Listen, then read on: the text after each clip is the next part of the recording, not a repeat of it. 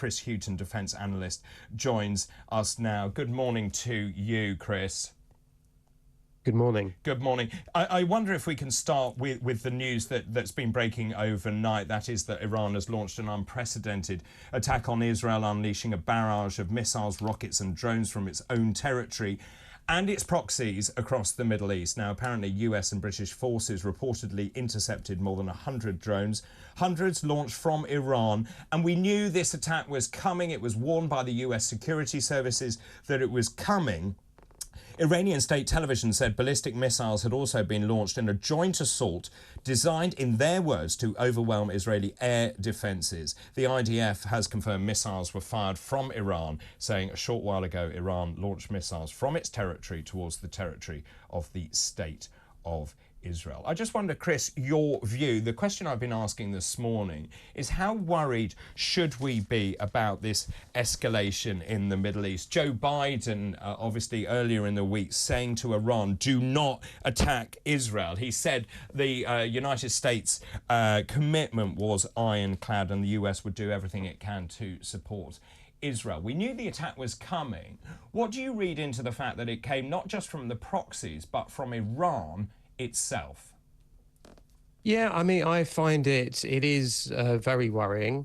And as you say, it's worrying because the Iranians have changed strategy.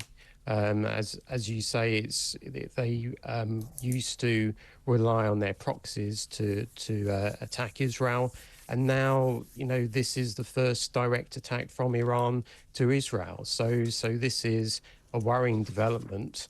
The Iranians say that it's a response to the Israeli attack on the consulate in Damascus earlier in April. But I think there are also deeper reasons and deeper reasons to be concerned as well. Firstly, I think it represents somewhat of a failure of the Iranian proxy strategy. Israel's hammering Hamas. It's also been been striking targets in southern Lebanon with Hezbollah. It's also been striking targets with regards to Iranian-backed militias in Iraq and Syria, and therefore, you know, the Iranians needed, you know, from their point of view, felt that they had to do something different.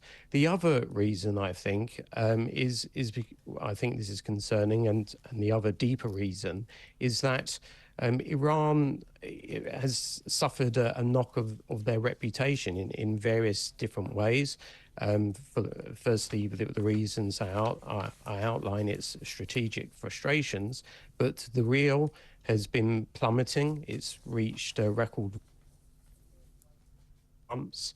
The Iranians have also suffered terrorist attacks from Islamic State and Baloch Salafist terrorist groups, and therefore, what makes this also dangerous is that I think the Iranians felt that this was a means of boosting their prestige, their reputation, and especially if you consider, for example, the US strikes on IRGC targets early in the year as well. So this is probably to distract from some of the domestic difficulties that Iran is facing as well. So we know the G7 is convening as well, also Netanyahu convening his war cabinet as well. There is a lot of political pressure being applied on Israel from the United States, from the United Kingdom, from its allies, saying do not respond. We cannot afford this to escalate. At the same time,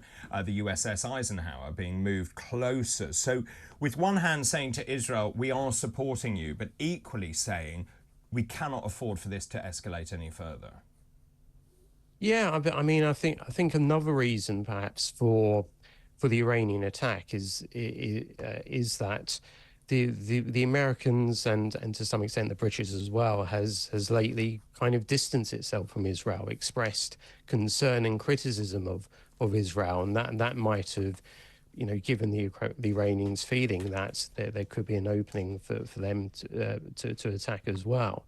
But everybody, I think, is trying to, make their point, demonstrate force while simultaneously not escalating this to a much bigger conflict. Although what Iran has done, has been to escalate this quite considerably. Whether Iran is going to mount any more attacks, we'll also have to see what Israel's response is as well. Whether this becomes something that lasts, days, weeks, or months, it remains to be seen. But everybody's kind of delicately trying to plan the right move and the right strategy, which balances the line between making the point, showing resolve, but also not letting things get massively out of hand. But Iran has made a major move here, nonetheless. Yeah, very good to talk to you, Chris. Thank you very much indeed. That's Dr. Chris Houghton, who's a defence analyst. I think it's worth just remembering it was a week ago, actually, to the day the ceasefire talks were taking place with the US, the CIA Director Bill Burns, the Qatari Prime Minister, Egypt, Israel and Hamas, and the two sides remaining very much at loggerheads about what the situation is and what happens from here. Israel says it's ready to reach the hostage release deal, but will not give in to Hamas's extreme demands, and the demands from Hamas are not compliant or certainly aren't going to be met by Israel. Many people pushing still for this two-state solution, and we shall watch what happens today with care and interest. I think it's also important to state that Hamas can't find more than 40 vulnerable hostages alive. That's why the peace talks are breaking down as well, that they actually can't fulfil the numbers that Israel want them to release. And do we have those figures verified? Like that's all the of problem. These figures. Israel are saying that Hamas have said that they can't find 40 women, children, or elderly. Indeed. And so we believe there are 129 hostages still held. We believe 34 are presumed dead. We don't have those figures, but as I say, we will watch what happens very carefully.